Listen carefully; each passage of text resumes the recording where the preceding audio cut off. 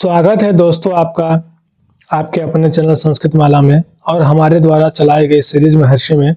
साथियों, आज हम यह व्याकरण का भाग पढ़ने वाले हैं और चैप्टर है 4। ठीक है, चैप्टर का नाम था मधुराः श्लोकाः।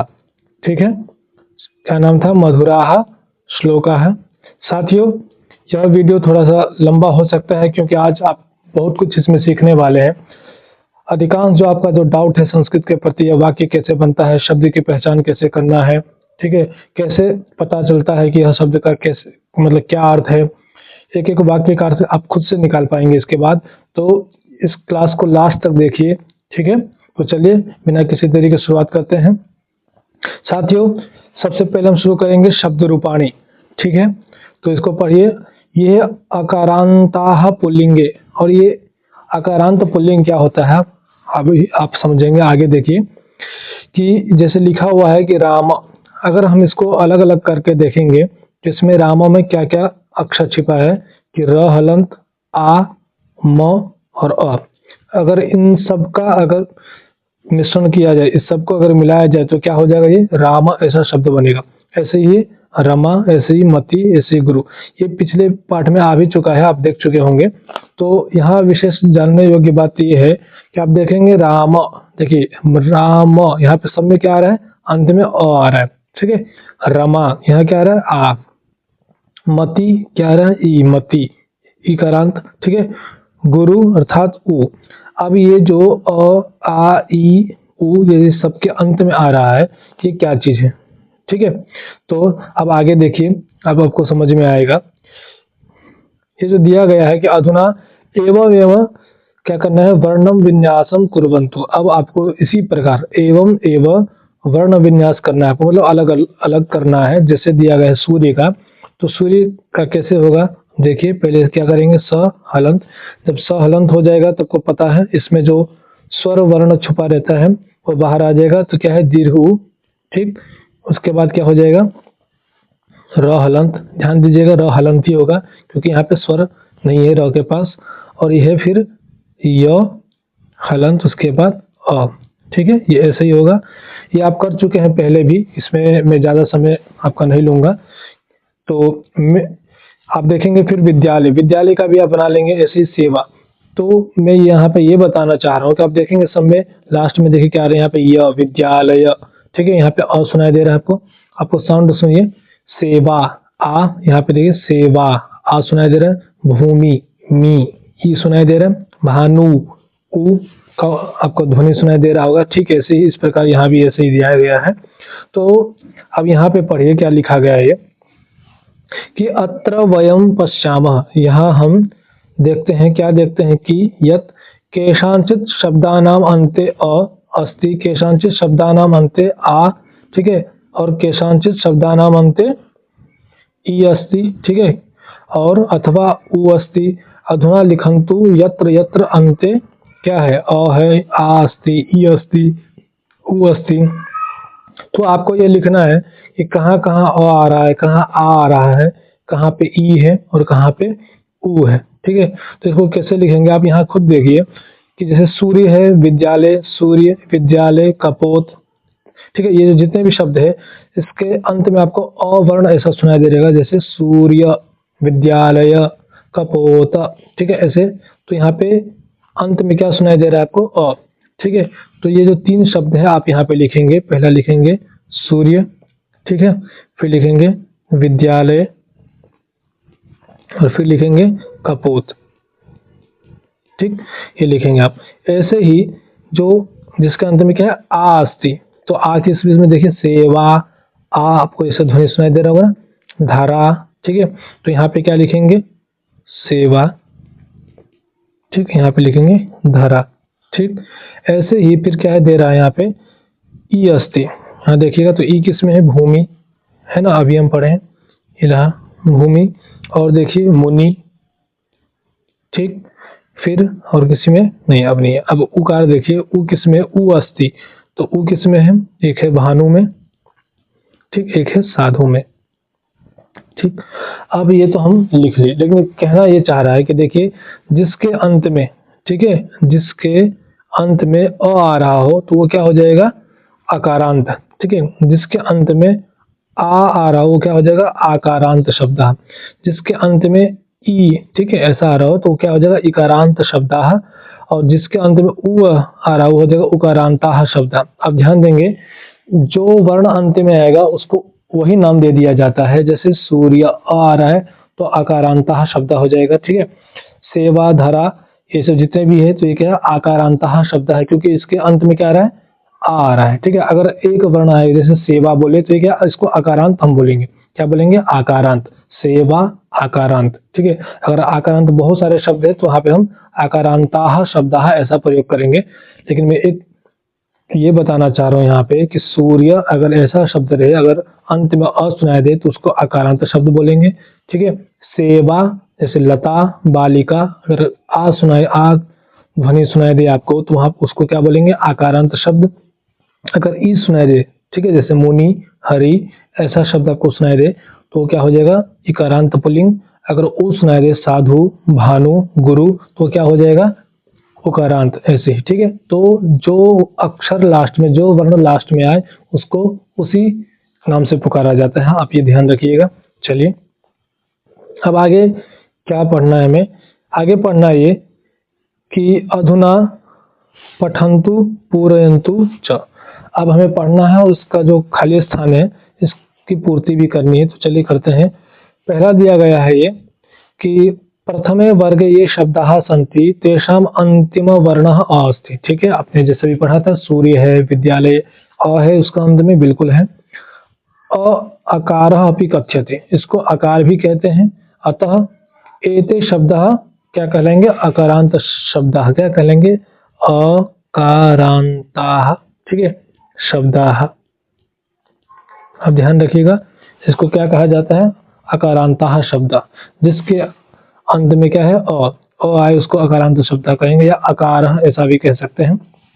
फिर है दूसरा, देखिए क्या कह रहा है कि द्वितीय वर्गे ये शब्दाः सन्ति तेषाम अंतिम वर्णः आ अस्ति। ठीक है, जैसे हमने भी देखा था, जैसे धरा, धन, सेवा, ऐसी। तो आकार, ठीक है, आ है तो इसको क्या बोलेंगे, आकार अपि कथ्यते। ठीक है, संस्कृत में सात्विक नियम है, अगर कोई वर्ण आपको ऐसा दिखाई दे, आ, ई ऐसा अगर लिखाई दे आपको, अ ऐसा दिखाई दे स्वतंत्र रूप से, तो आप उसको अ, आ ऐसे उच्चारण नहीं करेंगे, उसमें आप कार ये शब्द लगा के उच्चारण करेंगे। ठीक है, कार ये शब्द लगा के उच्चारण करेंगे, जैसे अकार, ठीक है, आकार, ईकार, उकार। आप ये ध्यान रखिएगा, मैं फिर से बता रहा हूँ। अगर संस्कृत में कहीं आपको स्वतंत्र रूप से अ, आ, ई, उ ऐसा अगर दिखाई दे स्वतंत्र रूप से, मतलब जिसके आगे पीछे कुछ ना हो, तो आप उसको बस ऐसे उच्चारण करेंगे, आकार, आकार, ईकार, उकार, ऐसा है। ठीक है, और जिस शब्द के अंत में आए, ठीक है, जिस शब्द के अंत में अ, आ, ई, उ, ठीक है, मतलब अकार, आकार, ईकार, उकार आए तो उसको उसी वर्ण से नाम दे दिया जाता है। जैसे आगे उदाहरण में अभी हमने पढ़ा था सेवा, तो क्या हो जाएगा, आकारांत। ठीक है, धरा ये कैसा शब्द है, आकारांत शब्द है। अब तीसरे पर क्या दिया है कि तृतीय वर्गे ये शब्दाः सन्ति तेषाम अंतिम वर्णः ई अस्ति। ठीक है, जैसे पढ़ा था हमने भूमि, मुनि, ये सब है ना। तो ई अर्थात इकार अपि कथ्यते, इसको इकार भी कहा जाता है, जैसे कभी मैंने बताया। अतः एते सर्वे शब्दाः इकारांत, ठीक है, इकारांताः शब्दाः कथ्यन्ते, क्योंकि इकार आ रहा है, इकार आने से इकारांत शब्द हो गया। ठीक है, चतुर्थ में देखिए, चतुर्थे वर्गे ये शब्दाः सन्ति तेषाम अंतिम वर्णः उ अस्ति, उकारः अपि कथ्यते। अतः एते सर्वे शब्दाः, ठीक है, उकारः कहने से क्या हो जाएगा, यहाँ पे उकारांत शब्द हो जाएगा। अब ठीक इसको जो वर्ण इसमें नहीं दिए गए हैं, ठीक है, आप ऐसे समझ लीजिएगा, जैसे यहाँ पे दीर्घ ई नहीं है, ठीक है, ऊ नहीं है, तो उसको भी आपको ऐसा ही जानना है। ठीक है, वो क्या हो जाएगा, ईकारांत शब्द हो जाएगा, वो हो जाएगा। फिर यहाँ पे अगर दीर्घ उकारांत है तो क्या हो जाएगा, उकारांत शब्द। अगर जिसके अंत में क्या है, आई आ रहा है, ठीक है, ए आ रहा है, आई आ रहा हो, ओ आ रहा हो, ठीक है, या औ आ रहा हो, तो बिल्कुल उसको वही नाम दे देना, जैसे एकारांत, आईकारांत, ओकारांत और औकारांत। ठीक है, आप ये ध्यान रखिएगा, ये बिल्कुल इसी के समान। अगर इसको अलग अलग बनना हो तो एक क्या बोलेंगे, एकार, आईकार, ओकार, औकार। ठीक है, चलिए अब आगे समझने वाली बात यह है इसमें कि दिया गया है संस्कृत संस्कृत भाषायां यदा शब्दानां प्रयोगः वाक्येषु भवति तदा तेषां स्वरूपे परिवर्तन भवति। ठीक है, आपने देखा होगा जब हम उन शब्दों का प्रयोग वाक्य में करते हैं तो कभी क्या बनता है, कभी बन जाता है बालकः, कभी बनता है बालकम, कभी बालकस्य, कभी बालकेषु। ठीक है, कभी बालकयोः। ये जो रूप स्वरूप परिवर्तन भवति है, जो रूप परिवर्तन होता है। एतत् परिवर्तनम शब्द रूपम यदि कथ्यते। ठीक है, इसी परिवर्तन को क्या कहा जाता है, शब्द रूप कहा जाता है। ठीक है, वयम जानीमः यत् संस्कृते त्रीणि वचनानि भवन्ति। जैसा कि हम जानते हैं संस्कृत में कितने वचन होते हैं, 3 वचन होते हैं, एक वचन, द्विवचन और बहुवचन। ठीक है, तो अकारांत शब्दस्य आकारांत शब्दस्य इकारांत शब्दस्य रूपाणि पृथक पृथक भवन्ति। तो ये जितने भी दिए गए हैं अकारांत, आकारांत, इकारांत या दीर्घ भी ले सकते हैं आप। ठीक है, दीर्घ इकारांत, ह्रस्व उकारांत और दीर्घ उकारांत, इस सब के रूप अलग अलग चलेंगे।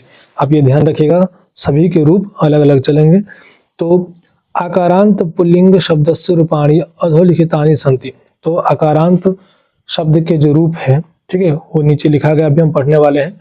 ध्यानेन पठन्तु अवगच्छन्तु आदर्श रूपेण बालक शब्दस्य रूपाणि दत्तानि। ठीक है, तो आपको आसानी से याद हो जाए इसलिए क्या दिया गया है, बालक शब्द का रूप दिया गया है कि ये सरल है याद करने के लिए। इसी आधार पर आप जितने भी, ठीक है, इसी आधार पर आप जितने भी आकारांत शब्द मिलेंगे, बहुत हजारों करोड़ों है, ठीक है, वो सारे का रूप इसी पे चल जाएगा। मतलब एक आपको याद करना है, अगर एक याद हो गया तो आपको 10,000 से ऊपर रूप याद हो जाएगा।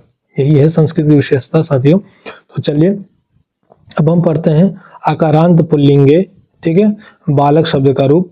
तो आप इसको अपने डायरी में नोट करते चलिएगा। अभी तक जितने भी आप रूप पढ़ चुके, इससे पहले हमने सर्वनाम वाला जो शब्द रूप पढ़ा था उसको भी, और ये आकारांत पुल्लिंग, ठीक है, ये बार बार आएगा।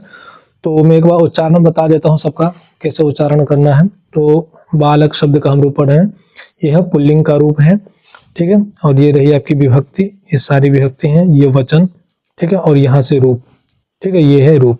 तो आइए जानते हैं हम। प्रथमा विभक्ति में रूप बनेगा बालकः, बालकौ, बालकाः, ठीक है। द्वितीया में बालकम, बालकौ, बालकान। तृतीया बालकेन, बालकाभ्याम, बालकैः। आप उच्चारण ध्यान से सुनिएगा, ठीक है, कई लोग उच्चारण ही गलत करते, बालकेन बोलते हैं, बालकेन नहीं है, मैंने बालकेन पढ़ा भी नहीं है। आप ध्यान से सुनिए कैसे पढ़ना है, बालकेन, ठीक है, न का उच्चारण पूरा होना चाहिए। चतुर्थी में है, जैसे कई लोग यहाँ उच्चारण गलत करते हैं, इसको पढ़ते हैं बालकाई, ठीक है, बालकाई नहीं है। आप ध्यान से, इसको हिंदी की तरह नहीं पढ़ना है, संस्कृत है, संस्कृत की तरह पढ़ना है। इसको कैसे पढ़ेंगे, बालकाय, ठीक है, बालकाभ्याम, बालकेभ्यः। पंचमी में हो जाएगा बालकात्, बालकाभ्याम, बालकेभ्यः। षष्ठी बालकस्य, बालकयोः, बालकानां। सप्तमी में बालके, बालकयोः, बालकेषु। संबोधन में हे बालक, हे बालकौ, हे बालकः, ठीक है। इस प्रकार ये बालक शब्द के रूप हो गए जो अकारांत पुल्लिंग है। आप ध्यान दीजिएगा, अकारांत, बालक में अ है, लास्ट में आ रहा है ना, क में अ आ रहा है, तो अकारांत पुल्लिंग हो गया। तो अकारांत जितने भी शब्द आपको मिलेंगे सभी का रूप इसी प्रकार चलेगा, ठीक है। जैसे कि आप नीचे देख सकते हैं, अभ्यास के लिए दिया गया है कि गत पृष्ठे बालक शब्द से लिखितानि रूपाणि दृष्ट्वा अधोलिखित शब्दान विभक्ति वचनानुसारम लिखन्तु पठन्तु च। तो हमें क्या करना है, ये जितने भी शब्द दिए गए हैं यहाँ पे, ठीक है, ये जितने भी शब्द दिए गए हैं इनका हमें वचन बताना है, कौन सा विभक्ति का है, ठीक है, ये भी बताना है। तो अगर आपको रूप याद होगा अच्छे से तो आप जरूर बता पाएंगे। तो चलिए जानने की कोशिश करते हैं कि इसको कैसे बनाना है। सबसे पहले दिया गया है शिष्येषु, ठीक है, क्या दिया गया है, शिष्येषु। तो ये देखेंगे आप, इसके आप साउंड से पता कर सकते हैं कि यह कहाँ का रूप है, ठीक है, कौन सा विभक्ति का और कौन सा वचन का रूप है। तो आपको क्या सुनाई दे रहा है, देखिए आप, शिष्येषु, एषु, शिष्येषु, ऐसा कुछ सुनाई दे रहा होगा। अब यहाँ अभी हमने पढ़ा है तो देखिए ये शब्द आपको कहाँ सुनाई दे रहा है, ऐसा कुछ, शिष्येषु ऐसे सुनाई दे रहा है आपको, बालकेषु, ठीक है, सेम वही साउंड आ रहा है ना, बालकेषु। तो अगर आपसे ये पूछा जाए, ठीक है, अगर आपसे पूछा जाए कि बालकेषु कहाँ का रूप है तो क्या बोलेंगे आप, सप्तमी विभक्ति का बहुवचन, ठीक है। आप इसको शॉर्टकट में बोलने के लिए 7-1 ऐसे भी लिख सकते हैं। तो क्या बोलेंगे, सप्तमी व्यक्ति का एक वचन। यहाँ पे देख सकते हैं, यहीं पे बनता है शिष्येषु। वो जो रूप था शिष्येषु, ये यहीं बनेगा, ठीक है। और रूप भी कैसे चलेगा, शिष्यः, शिष्यौ, शिष्याः, ऐसे रूप चलेगा, ठीक है।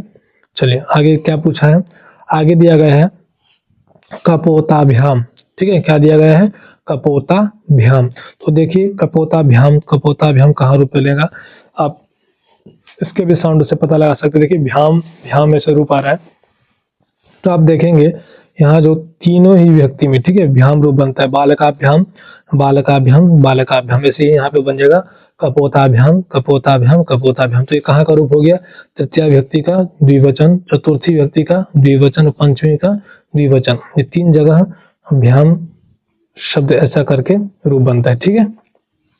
आगे देखिए, मैं सारा नहीं बताऊंगा, आप खुद से बताइए, जानने की कोशिश कीजिए, नहीं तो आप सीख नहीं पाएंगे, ठीक है। अगर मैं सारा ही बता दिया तो सीख नहीं पाएंगे। तो मैं कुछ कुछ शब्द लेता हूँ जहाँ पे आपको कंफ्यूजन हो सकता है। जैसे कि भ्याम वाला बता दिया, एक बताता हूँ, जैसे ये हो गया, हाँ ये है ना आचार्य ही, ये शब्द लेते हैं, ठीक है, आचार्य ही। तो ये कहाँ का रूप है, अगर ये आप बार बार शब्द रूप याद करेंगे ना तो आसानी से आपको याद हो जाएगा। आप एक बार में ही बता सकते हैं कि आचार्य कहाँ का रूप है। ये शब्द जो दिया गया है, ठीक है, जितने भी शब्द आप बस देख के ही बता सकते हैं कहाँ का रूप है। तो अभी मैं ये बता रहा हूँ आचार्य ही कहाँ का रूप है। तो देखिएगा आचार्य तृतीय व्यक्ति का बहुवचन है, कैसे पता करेंगे, तो देखिए यहाँ पे, ठीक है, बालक ही तृतीय व्यक्ति ये रहा बहुवचन, बोला ना बालक ही, ऐसे ही आचार्य ही, ठीक। आप एक बार इसको याद कर लीजिए, कोई बड़ी बात नहीं है, आप खुद से कर पाएंगे, ठीक है। फिर जैसे दिया गया है नीचे कि विभक्ति एक वचन, द्विवचन, बहुवचन, जैसे दिया गया ना बालकः, हस्तौ, शिष्याः, तो इसमें से आप ढूंढ के ऐसे भी लिख सकते हैं, ठीक है। जो विभक्ति वचन अनुसार लिखंतु बोला गया है, तो आप इसमें लिखिए कि एक वचन का क्या रूप है, ठीक है। जो मैं अभी बता रहा था वो आपको पहचानने के लिए बता रहा था कि आप विभक्ति और वचन दोनों बता पाए, लेकिन उसको जानने से आपको क्या होगा कि आप यहाँ आसानी से बना सकते हैं, ठीक है। ये जो विभक्ति दिया गया, वचन, द्विवचन, बहुवचन जो दिया गया है, इसको आप अब आसानी से बना सकते हैं आप, क्योंकि आपको अभी मैंने जो अभ्यास, थोड़ा सा जो अभ्यास कराया था आपको शिष्येषु, कपोताभ्याम और आचार्य का, कि कहाँ का रूप है, तो इससे आपको वचनों का पता लगा सकते हैं। तो जैसे बालक, हस्तो, शिष्य लिखा गया एक वचन का, और देखिए एक वचन में क्या आएगा, तो ये आएगा कपोतेन, ये एक वचन का रूप है, ध्यान रखिएगा, ठीक है। तो ऐसे जहां जहां भी आपको एक वचन का रूप मिल रहा है, उसको एक वचन वाले में लिख दीजिए। जहां द्विवचन का रूप मिल रहा है, ठीक है, जैसे कपोताभ्याम, अभी मैंने आपको जैसे दिखाया था द्विवचन का रूप था, तो द्विवचन वाले जितने भी शब्द होंगे इसमें द्विवचन वाले जितने भी शब्द होंगे, इसको यहाँ पे द्विवचन वाले में लिख देना है, और ठीक ऐसे बच जाएगा बहुवचन वाला, क्योंकि एक वचन द्विवचन हमने लिख दिया तो बस बहुवचन वाला बचेगा, तो बस इसको इसमें लिख दीजिए, ये हो जाएगा आपका, ठीक है। ऊपर जो बालक शब्द का रूप दिया गया है उसके अनुसार, ठीक है, उससे सहारा लेकर आप आराम से बना सकते हैं। आप खुद बनाइए, वो अच्छा प्रैक्टिस हो जाएगा आपका, नहीं तो मैं सारा ही बता दूंगा तो फिर कुछ प्रैक्टिस आप सीख नहीं पाएंगे फिर, ठीक है। और नहीं होता तो फिर तो हूँ मैं, आप मैसेज कीजिए। अब यहाँ पे देखिए कि अकारांताः शब्दाः द्विविधा भवन्ति, ठीक है। अकारांत शब्द जो होते हैं दो प्रकार के होते हैं, एक पुल्लिंग और एक नपुंसकलिंग। आप ध्यान दीजिएगा, ये क्या कह रहा है कि अकारांत शब्द दो प्रकार के होते हैं, पुल्लिंग और नपुंसकलिंग, ठीक है, जिसके अंत में आकार, ठीक है, जैसे सूर्य ऐसे आकार सुनाई दे रहा है, ठीक है। पुष्प, इसमें भी आकार सुनाई दे रहा है, लेकिन सूर्य क्या है, पुल्लिंग शब्द है, और पुष्प क्या है, नपुंसकलिंग, लेकिन दोनों के अंत में आकार है, आपको ये ध्यान रखना है। तो जैसे यहाँ दिया गया है, देखिए पुल्लिंगाः शब्दाः, पुल्लिंग शब्द क्या है, नर, गज, राम, शिष्य, कपोत, ठीक है, वैज्ञानिक आदय, ठीक है, ये क्या है, पुल्लिंग शब्द है। फिर नपुंसकलिंग में क्या आ जाएगा, जैसे आ जाएगा फल, पुष्प, पुस्तक, कार्य आदि, ठीक है, ये सब क्या है, नपुंसकलिंग है। आप पढ़ते जाएंगे तो आपको बिल्कुल स्पष्ट हो जाएगा कि कौन सा शब्द पुल्लिंग का है और कौन सा नपुंसकलिंग का है, ठीक है। चलिए अब आगे साथियों हम सीखने वाले हैं अकारांत का नपुंसकलिंग। इससे पहले हमने अकारांत का पुल्लिंग शब्द पढ़ा है, और अब पढ़ेंगे अकारांत का नपुंसकलिंग, जो बहुत बहुत ही आसान है, ठीक है। अगर आपने पुल्लिंग का रूप याद कर लिया है तो नपुंसकलिंग को एक चुटकी में आप उड़ा ले जाएंगे। कैसे, मैं बताता हूँ। देखिए पहला दिया गया है फल, ठीक है, इसके अंत में भी क्या है, आकार ऐसा सुनाई दे रहा है, फल, ल में आकार सुनाई दे रहा है, इसलिए भी क्या है, अकारांत नपुंसकलिंग हो गया। इसका रूप मैं बताता हूँ कैसे पढ़ना है। देखिए सबसे पहले प्रथमा व्यक्ति में क्या रूप बनेगा, फलम, फले, फलानी, ठीक है। द्वितीय में भी क्या बनेगा, फलम फले फलानि। बस हो गया आपका रूप तैयार। बस इतना ही करना था आपको, क्योंकि आगे आप तृतीया से देखेंगे जितना भी क्या है ये सब अभी जो हमने बालक शब्द का जो रूप पढ़ा था पुल्लिंग में, बिल्कुल वैसा ही है। ठीक है, सेम टू सेम बिल्कुल वैसा ही, यहाँ पे कुछ नहीं करना है। अगर इसलिए मैं बोल रहा था, अगर बालक का रूप आपने याद कर लिया तो समझ लीजिए बहुत बहुत है वो आपके लिए। ठीक है, तो आपने नपुंसक लिंग का भी ऐसे ही कर लेना है। और यहाँ भी देखेंगे आप तो ज्यादा परिवर्तन नहीं हो रहा है, फलम फले फलानि और फलम फले फलानि बिल्कुल सेम बन रहा है। और यहाँ से पुल्लिंग का हो जा रहा है। ठीक है, यहाँ से क्या हो जा रहा है, एकदम पुल्लिंग का रूप चलने लग जा रहा है। तो ये भी तो हो ही गया, कुछ था ही नहीं इसमें भी। चलिए अब आगे देखते हैं।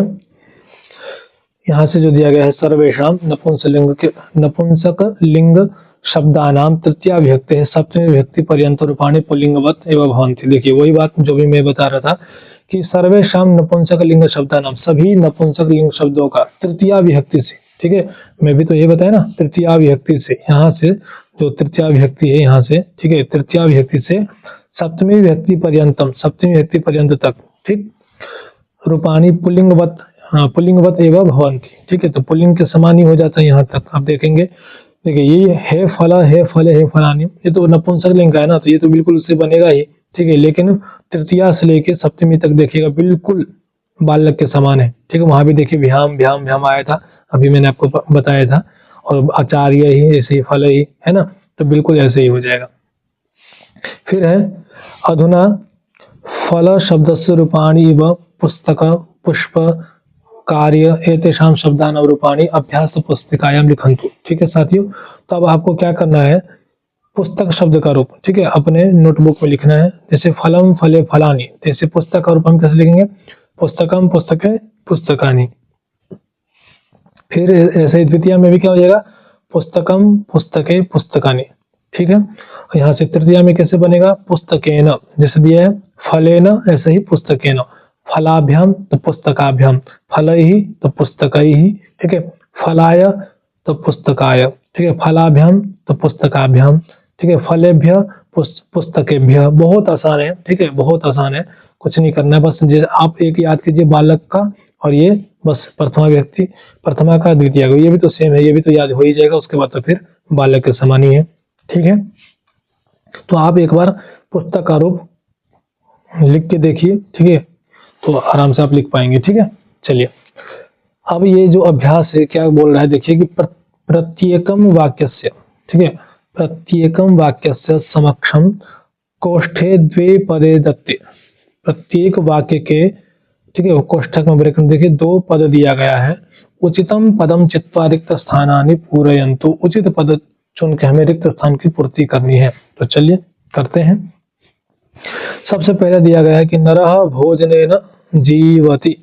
नर जो है, नरः मनुष्य भोजन के द्वारा जीवित रहता है, जीता है। तो यहाँ देखिए भोजनस्य नहीं हुआ, भोजनेन ही क्यों हुआ, ये भी आज आपको पता लग जाएगा कि कहाँ विभक्ति कौन सी बदलती है और किस विभक्ति का कौन सा अर्थ होता है। ठीक है, तो आप बस अभी यहाँ ये समझिए जो मैं बता रहा हूँ, बस आप उसको समझिए। आगे ये भी आपको स्पष्ट हो जाएगा कि इसमें भ्रमणाय क्यों नहीं आया, भ्रमणे नहीं क्यों आया, या भ्रमणा मतलब जो भी है इसमें से जो अभी आने वाला है ये ही क्यों आया। ठीक है, और भी तो आ सकता है, 2 दिया गया तो दोनों में से एक क्यों आया, तो आप अभी आज ही समझ जाएंगे। बस इस लेसन को आप लास्ट तक देखिए, छोड़ के नहीं जाना है। ठीक है, चलिए, तो दिया गया है कि नरः उद्यानम गच्छति। तो नरः उद्यानम गच्छति का क्या हो जाएगा कि नर उद्यान को जाता है, ऐसा अर्थ। तो किस लिए जाता है, तो भ्रम घूमने के लिए जाता है। तो क्या लिखेंगे यहाँ पे, भ्रमणाय, क्या लिखेंगे, भ्रमणाय, ये हो जाएगा। ठीक है, अब भ्रमणेन क्यों नहीं आया, इसका उत्तर मैं आगे बताने वाला हूँ, आप इसी पाठ में पढ़ेंगे। तो बस आप इतना जानिए कि यहाँ पे भ्रमणाय आएगा। ठीक है, दूसरा देखिए आचार्य, आचार्य पुरस्कारम यच्छति। तो यहाँ पे क्या हो जाएगा, शिष्याय।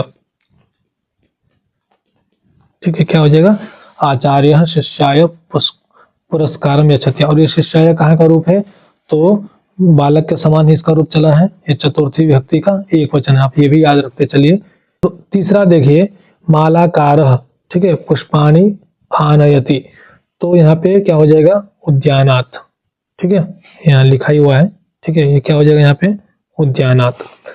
फिर है बालकः निपुणः अस्ति। तो बालकः पठने, क्या हो जाएगा यहाँ पे, बालकः पठने निपुणः अस्ति। ठीक है, चलिए ये सब क्यों नहीं हो रहा है, पठनात् ये सब, उद्यानम, इसका चिंता आप नहीं कीजिए, आराम से सीख जाएंगे आप ये भी। अब आगे देखिए, आकारांतः स्त्रीलिंगे, ठीक है, आ जिसके अंत में हो उसको आकारांत बोलेंगे। तो वर्ण विन्यास है, ठीक है, रिक्त स्थानम पूरयन्तु। तो यहाँ पे देखेंगे आपकी लता आ, तो इसको अलग अलग करेंगे, तो ल हलंत अ, तो हलंत, यहाँ पे ता में क्या सुनाई दे रहा है आपको, आप देखिए ता में आपको क्या सुनाई दे रहा है, ता आ सुनाई दे रहा है, तो यहाँ पे क्या हो जाएगा आ, ठीक है। धारा, धारा में क्या सुनाई दे रहा है, रा में र हलंत है, तो यहाँ पे आ ही आएगा, ठीक है। ऐसे महिला, ला तो ल हलंत हो गया, तो यहाँ भी आ बाहर आ जाएगा, इसका भी आ बाहर, ठीक है, इसमें भी आ बाहर, ठीक। ये तो कराया हुआ है पहले भी। चलिए आगे देखिए कि एतेषां शब्दानाम् अन्ते आ वर्णः अस्ति, अतः एते शब्दाः आकारान्तः सन्ति। ये भी आप पढ़ चुके हैं, जिसके अंत में आ वर्ण आए उसको आकारांत बोलेंगे, ठीक।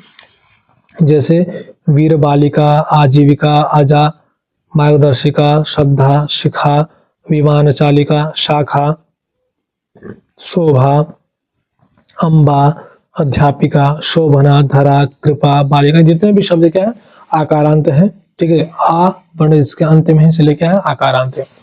तो कह रहा है कि येषाम शब्दानाम् अन्ते आकारा भवति, जिस शब्द के अंत में आकार होता है, ते सर्वे एव शब्दाः आकारान्ताः भवन्ति, वही बात, ठीक।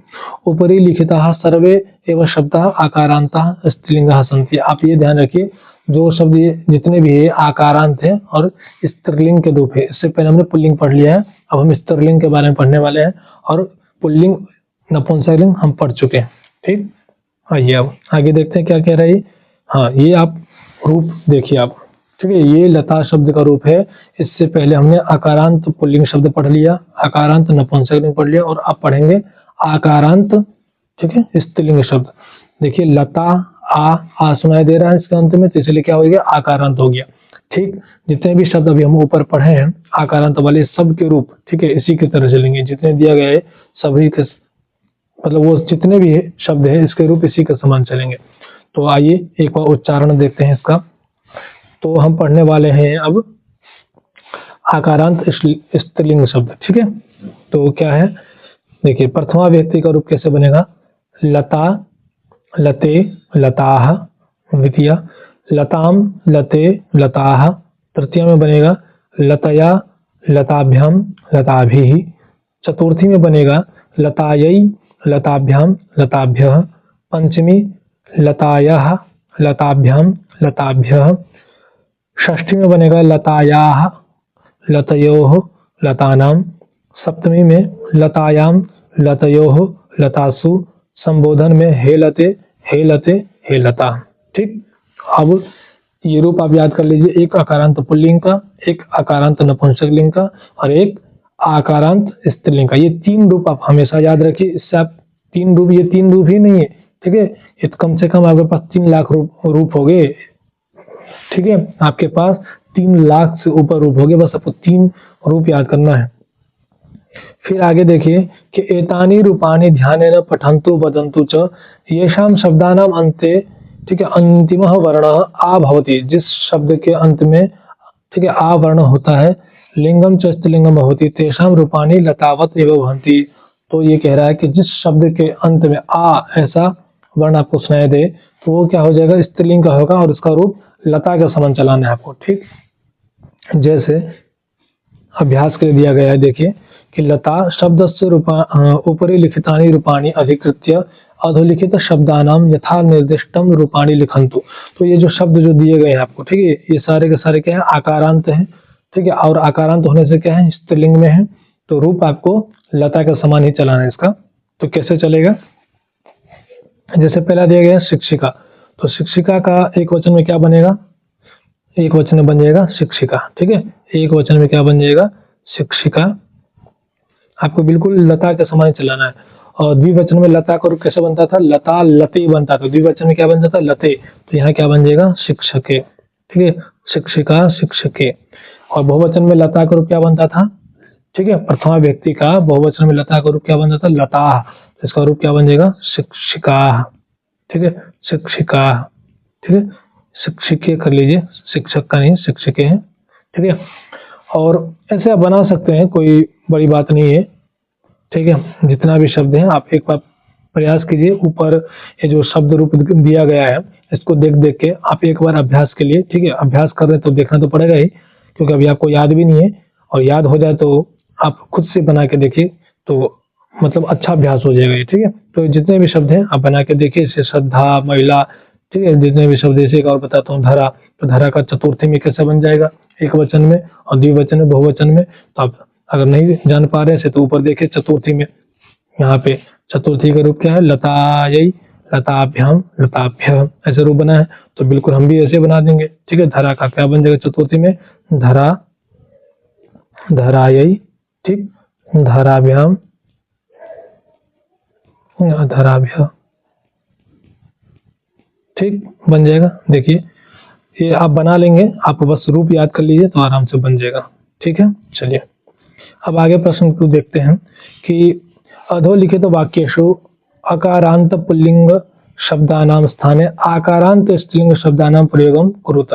अब जो यहाँ जो शब्द दिए गए, जो भी ये वाक्य दिया गया है, इसमें क्या है, हमें पुल्लिंग के स्थान पर नपुंसकलिंग का प्रयोग करना है। जैसे गजौ धावतः, तो गजे धावत, ये द्विवचन में रूप बनता है, यहाँ भी द्विवचन में रूप बनता है। तो बस हमें लिंग चेंज करना है। ठीक है, लिंग में परिवर्तन करना, जहां भी पुल्लिंग मिले वहां पे स्त्रीलिंग कर देना है। जो जिस वचन में रहेगा उसको उसी वचन में चेंज करना है। जैसे अभी बताता हूँ मैं आपको, क्या आपने बोला कि चटकः आकाशे उत्पतति। ठीक है, तो चिड़िया आकाश में उड़ती है। तो चटका में देखेंगे आप, यह अकारांत है। ठीक है, चटकः, और कहाँ का रूप है, तो प्रथमा व्यक्ति का एक वचन है। तो हम जब स्त्रीलिंग में इसको बदलेंगे तो वो भी कहाँ का रूप होना चाहिए, प्रथमा व्यक्ति का एक वचन ही होना चाहिए। तो प्रथमा व्यक्ति का एक रूप, एक वचन क्या बनेगा, चटका। जैसे लता वैसे चटका।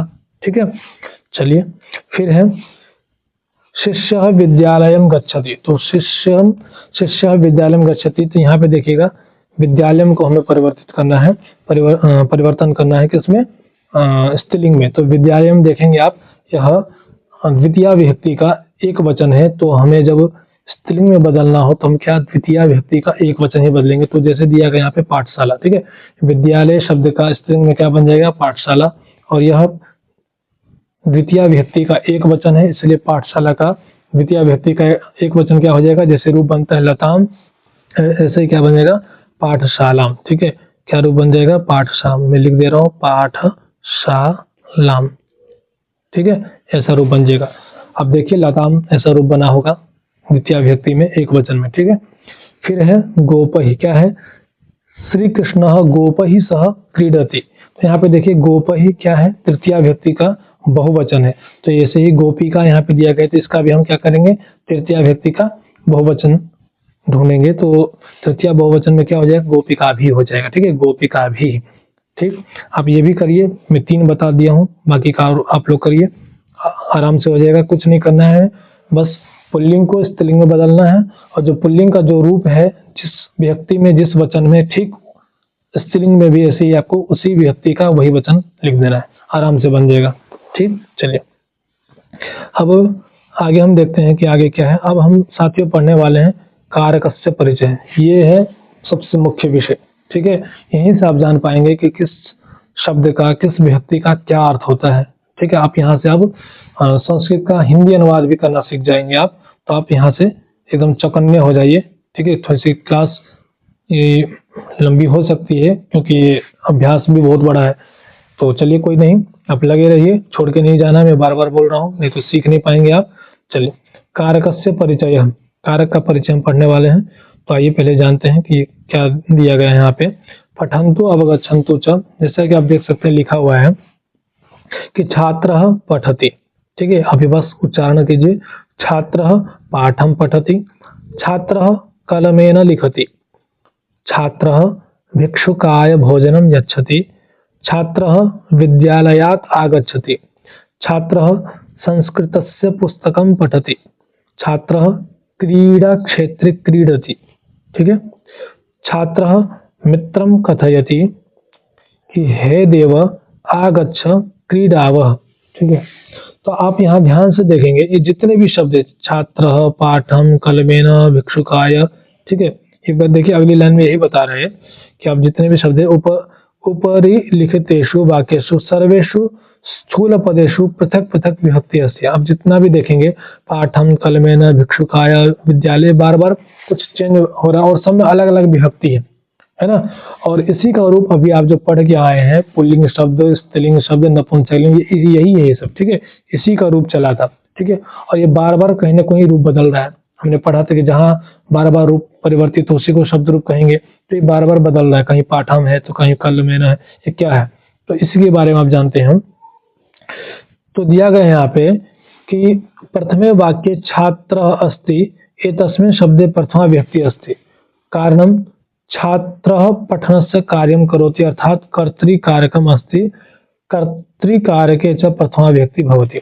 तो आप देखेंगे ये जो दिया गया है छात्र, ये जो बोल्ड करके लिखा है छात्र, है ना, तो ये क्या है, ये कर्ता है, ये सब्जेक्ट है, ठीक है। ये क्या है, सब्जेक्ट है और इसी को हम क्या बोलते हैं संस्कृत में, कर्ता। तो कहा कि ये पढ़ने का कार्य कर रहा है इसलिए इसको कर्ता कहा गया। और कर्ता व्यक्ति में कौन सा व्यक्ति, कर्ता कारक में, ठीक है, कर्ता कारक में कौन सी व्यक्ति होती है, प्रथमा व्यक्ति होती है। आप देखेंगे छात्र, ये प्रथमा व्यक्ति का रूप है, ठीक है, यह प्रथमा व्यक्ति का रूप है। आपको ये दोनों बातें ध्यान रखनी है कि कर्ता कारक में प्रथमा व्यक्ति होती है और जहाँ प्रथमा व्यक्ति हो वो कर्ता है, ठीक है। जहाँ पे प्रथमा व्यक्ति हो वो कर्ता, उसको समझना चाहिए। जैसे यहाँ पे छात्र पठती, तो छात्र में अभी क्या है, प्रथमा व्यक्ति है, तो ये कर्ता है। समझ में आ गया है। चलिए अब देखें, यहाँ पे दिया गया है कि द्वितीय वाक्ये पाठम इति पदे द्वितीया विभक्ति अस्ति कारणम क्रियायाः प्रभावः पाठस्य उपरि भवति अतः पाठम इति पदम कर्मकारकम अस्ति कर्मकारके च द्वितीया विभक्ति भवति। अब यहाँ हमें ये ध्यान में रखना है कि जहाँ पे द्वितीया विभक्ति हो वो उसमें कौन सा कारक होगा, कर्म कारक होगा। ये ध्यान रखना आप लोग कि जहां भी द्वितीय व्यक्ति दिखाई दे आपको वहां पे कौन सा कारक होगा, कर्म कारक होगा।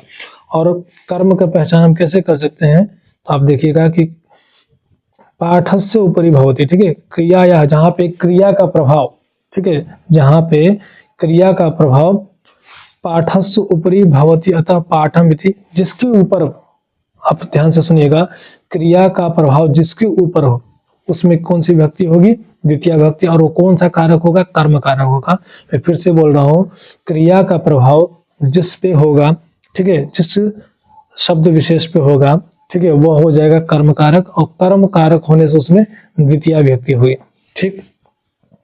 फिर आगे देखिए, तृतीय वाक्य लेखनस्य साधनम कलमम, ठीक है, अस्ति अतः कलमेन इति पदे कर्ण कारकम अस्ति। तो आप देखेंगे कलमेन, अभी हमने ऊपर पढ़ा था, छात्रः कलमेन लिखति पढ़ा था, तो कलमेन इति पदे कर्ण कारकम अस्ति, ठीक है, तृतीया विभक्ति तो है, ठीक है। कोई बोलेगा सर ये कर्ण कारक क्या है, हम तो अभी तक ये पढ़ते आए हैं कि भाई ये तो कर्ण कारक तो कुछ समझ ही नहीं आ रहा, हम तो पढ़ते आए क्या कि तृतीया व्यक्ति कलमेन, जैसे बालकेन, पुस्तकेन, तो हम तो तृतीया व्यक्ति सुनते आ रहे हैं।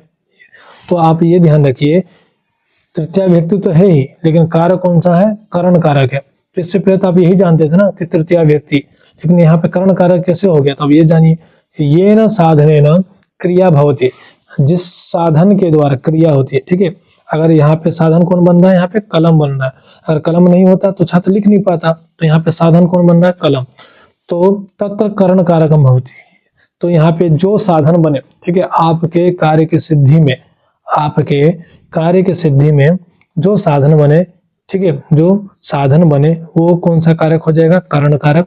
और कर्ण कारक में कौन सी व्यक्ति होगी, तृतीया व्यक्ति, ठीक है। यहाँ कलमेन में तृतीया व्यक्ति तो है लेकिन तृतीया व्यक्ति ही क्यों हुई, अभी खाली स्थान जो हम पढ़ रहे थे वहां भी मैं बताया था कि भाई वहां पे देखिए चतुर्थी भी है, तृतीया भी है, तो तृतीया ही क्यों हो रहा है, हाँ, या चतुर्थी ही क्यों हो रही है।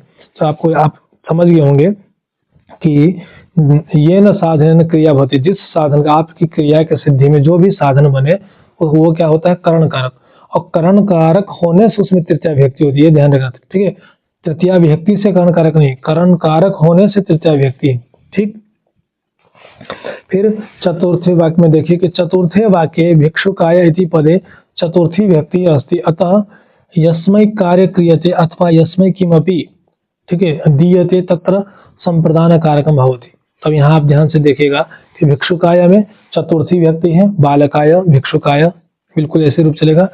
अब हम जानेंगे कि चतुर्थी व्यक्ति में जो ये जो बना है भिक्षुकाय रूप, और ये जो आया है आपके सामने एक संप्रदान कारक, ठीक है, ये जो आप सुन पा रहे हैं संप्रदान कारक, ये संप्रदान कारक क्या होता है?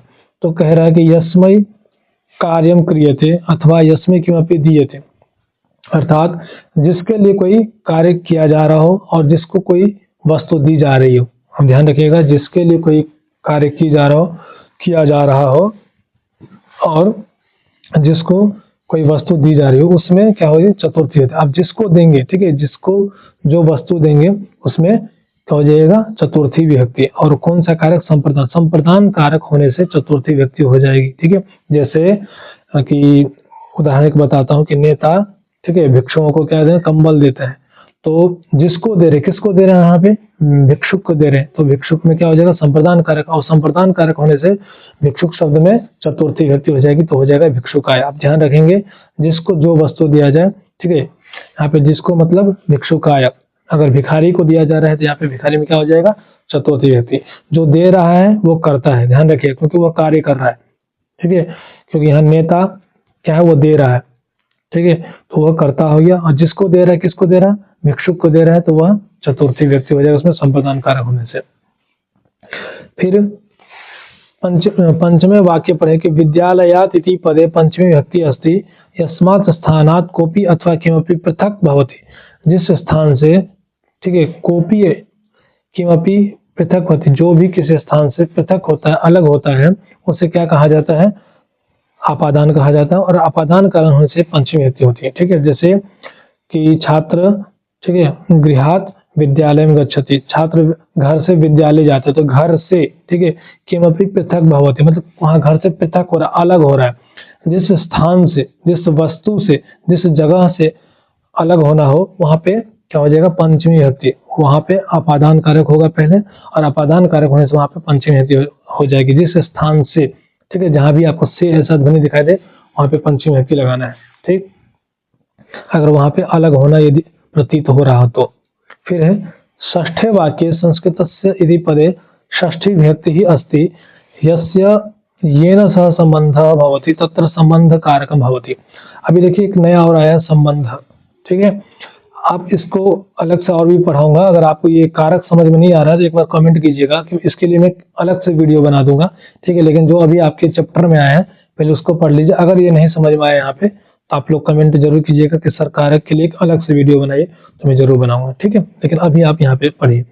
तो कह रहा है कि ये न सह संबंध भवति, जिसके साथ संबंध होता है तथा संबंध कारक भवति। जैसे संस्कृतस्य, यहाँ जो षष्ठी व्यक्ति का प्रयोग किया गया, ये क्यों किया गया? क्योंकि यहाँ पे संबंध कारक होगा। संबंध अर्थात संबंध, जैसे हम जानते हैं ना, यहाँ मेरी पुस्तक है या मेरा घर है, तो यहाँ घर से क्या मेरा संबंध है ना, तो इसलिए यहाँ पे जहाँ भी संबंध हो तो नाम ही संबंध दे दिया गया इसका, ठीक है।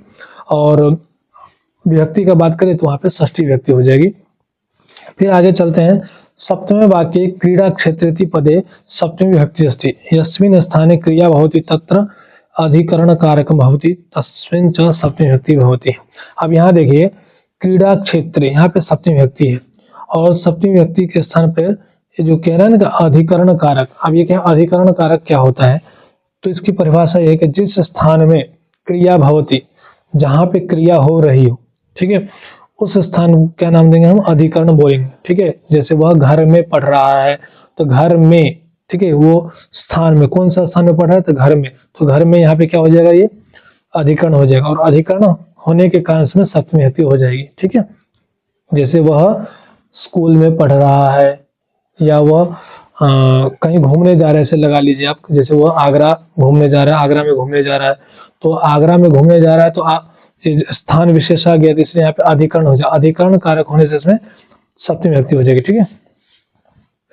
चलिए ये भी हो गया। अब देखते हैं अष्टमे वाक्य। अष्टमे वाक्य में देखिएगा आप कि हे देव इति पदे संबोधनम अस्ति यदा कश्चित् कमपि संबोधयति तस्मिन् संबोधनम भवति, ठीक है। अष्टमे वाक्य में कहा गया है कि संबोधन, संबोधन क्या होता है? जब हम किसी को पुकारते हैं, दूर से आवाज देते हैं, ठीक है। यदा कश्चित् किमपि संबोधयति, आपने देखा होगा मंच पर जब हम संबोधन करते हैं तो वो भी एक प्रकार का संबोधन है। तस्मिन् संबोधनम भवति, वो क्या है? संबोधन है। हमें जिसको किसी को बुलाना हो, जैसे हे देव, ठीक है, इसमें और भी आगे ये स्पष्ट हो जाएगा आपको जब मैं इसका जो चिन्ह है, पहचानने का चिन्ह है, कारक को पहचानने का चिन्ह, तो उससे और स्पष्ट हो जाएगा। चलिए मैं आगे वही बता रहा हूँ आपको। ठीक है, अगर आप ये देख लीजिए, अगर आपको अगर समझ में नहीं आया हो तो पक्का बताइएगा आप कि मतलब एक वीडियो बनाने के लिए। चलिए फिर अब ये देखते हैं, ये जो कारकम हमने पढ़ा अभी, पठंतु स्मरन्तु च, कारक के बारे में और कुछ जान लीजिए। अभी जो हम अर्थ जान पा रहे थे कि किस शब्द का, ठीक है, विभक्ति जो वचन है वो परिवर्तन होने से क्या अर्थ आ जाता है, ये कैसे पता चलता है कि इसका यही अर्थ होगा, तो अब यहाँ से जान सकते हैं। ठीक है, अगर कर्ता कारक हो, अगर कर्ता कारक हो तो ये ध्यान रखना उसमें प्रथमा व्यक्ति होगी। जैसे बालकः बालकौ बालकः, ठीक है, उसका चिन्ह क्या है, ने। ठीक है, यह क्रियाम करोति, जो क्रिया करता है उसको क्या बोलते हैं, कर्ता। अब ये ध्यान रखिएगा। तो अभी मैं चिन्ह बता रहा हूँ, ये जो संस्कृत वाला जितना दिया गया है ये वाला, अभी हम ये भी यही पढ़ के आए हैं, तो मैं ये दोबारा नहीं बताऊंगा, नहीं तो और ज्यादा आपको कंफ्यूजन होगा। ठीक है, बस अभी हम चिन्ह के बारे में पढ़ेंगे। तो अब ये ध्यान रखिए, जहां भी कर्ता कारक हो उसमें कौन सी व्यक्ति होगी, प्रथमा व्यक्ति, उसका चिन्ह क्या होता है, ने। ठीक है, जैसे राम ने खाया, तो यहाँ पे कर्ता कौन है, राम। और कैसे पता चला, ने के द्वारा हम पता कर सकते हैं, अर्थ भी निकाल सकते हैं ऐसे। ठीक, ऐसे ही कर्म कारक, कर्म कारक में कौन सी व्यक्ति होगी, द्वितीय व्यक्ति, जिसका अर्थ होता है को। जैसे वह विद्यालय को जाता है तो सह विद्यालयम गच्छति, तो यहाँ पे कर्म कारक होने से विद्यालय में कौन सी व्यक्ति होगी, द्वितीय व्यक्ति। कर्णम, कर्णम अर्थात तृतीया, तो कर्ण कारक में तृतीय व्यक्ति होती है, जिसका अर्थ होता है से के द्वारा। अभी हमने जैसे पढ़ा था कलमेन, तो वहां पे तृतीय व्यक्ति है क्योंकि वहां पे कर्ण कारक है, और तृतीय व्यक्ति होने से उसका अर्थ क्या निकलता है, से या के द्वारा, अर्थात कलम से या कलम के द्वारा। संप्रदान कारक में कौन सी व्यक्ति होगी, चतुर्थी, जैसे भिक्षुकाय, तो भिक्षुक के लिए या भिक्षुक को। ठीक है, ऐसा दोनों ही अर्थ निकलेगा। आपादान का अर्थ विभक्ति में हो जाएगा पंचमी। ठीक है, आपादान कारक में कौन सी व्यक्ति होती है, पंचमी, जिसका अर्थ होता है से। पृथक इति अर्थ है, मतलब जहाँ पे अलग होना आपको दिखाई दे, जैसे वह घर से जाता है तो घर से वहां पे अलग हो रहा है। ठीक, संबंध में क्या हो जाएगा, षष्ठी विभक्ति हो जाएगा, जैसे का, के, की, चीजें देखे, जैसे राम का, श्याम का। ठीक है, और रा रे री, जैसे मेरा, मेरी, ये सब इसी का उदाहरण है। आगे आप पढ़ेंगे तो और ये ज्यादा स्पष्ट हो जाएगा आपको, बस अब चिन्ह को याद रखना है। अधिकरण में कैसे हो जाएगा, सप्तमी व्यक्ति हो जाएगा, जैसे में और पर। ठीक है, में और पर, जैसे टेबल पर, ठीक है, घर में, ऐसा बोलते हैं ना। संबोधन में क्या आ जाएगा, देखिए बोला था ना मैं कि और ज्यादा स्पष्ट हो जाएगा, तो ये क्या हो जाएगा, हे, भो, अरे, बोल अरे कहाँ जा रहा, अरे कहाँ जा रहा है, इसे बोलते हैं हे भगवान। ये सब क्या है, ये संबोधन का, ये सब चीज। तो आप ये भी स्मरण कर लीजिए। ठीक है, ये भी आप ये जो दिया गया है ये अच्छे तरीके से याद कर लीजिए कि कौन सा कारक में कौन सी विभक्ति होती है और क्या चिन्ह होता है। ठीक है, कर्ता में, कर्ता कारक में कौन सी विभक्ति होती है और उसका चिन्ह क्या होता है, संप्रदान में कौन सी विभक्ति होती है उसका चिन्ह क्या होता है। तो अब आसानी से संस्कृत का हिंदी कर पाएंगे। ठीक है साथियों, आशा करता हूँ आज का पाठ आपको अच्छे से समझ में आ रहा होगा। एक और अभ्यास है, देखिए ये तो खत्म होने का नाम ही नहीं ले रहा है।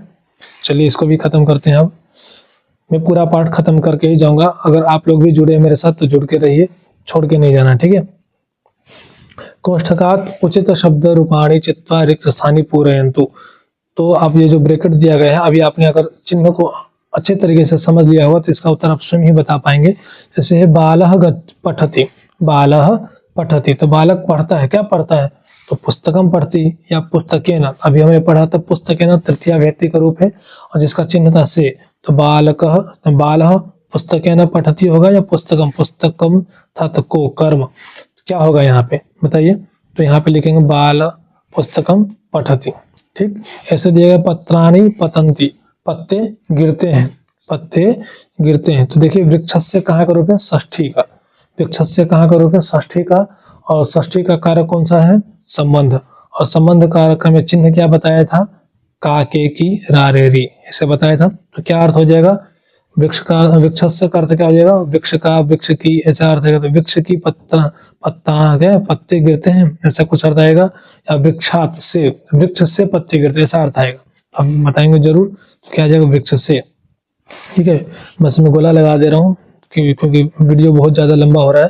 यहाँ पे करना है पुस्तकेन, यहाँ करना है वृक्षात। फिर बालकाः क्रीडन्ति, तो बालकाः पादुकेन, पादुकन्दुकेन क्रीडन्ति, सह जलम आनयति, तो सह जनकाय, जनक के लिए, चतुर्थी व्यक्ति चिन्ह आप देख लीजिएगा, चतुर्थी का चिन्ह होता है के लिए। फिर भ्रमंती, ठीक है, तो यहाँ पे देखिए बहुवचन है, बहुवचन होने से यहाँ पे जनः आएगा, क्योंकि जनः एक वचन का है। फिर है त्वम कुत्र गच्छति, ठीक है, यहाँ पे देखिए हे रामो, हे राम संबोधन, तो यहाँ पे हे राम ऐसा संबोधन का प्रयोग करेंगे हम। दो पुत्रों आस्ताम, ठीक है, दो पुत्र थे, किसके, राम के, देखो के अर्थ आ रहा है तो यहीं से भी पता लगा सकते हैं रामस्य। फिर सह अस्मिन पठति, तो वह अस्मिन, अस्मिन अर्थात सप्तमी का रूप है, यहाँ पे देखिए तो यहाँ भी सप्तमी का रूप ही लगाएंगे, विद्यालय, ठीक है, यहाँ भी हम सप्तमी का रूप लगाएंगे तो सप्तमी में क्या बन जाता है, विद्यालय। इस प्रकार आप इसको भर लीजिएगा। चलिए और देखते हैं इसमें। चलिए ये पाठ खत्म हो चुका है, मिलते हैं अगले वीडियो में। धन्यवाद, जय हिंद।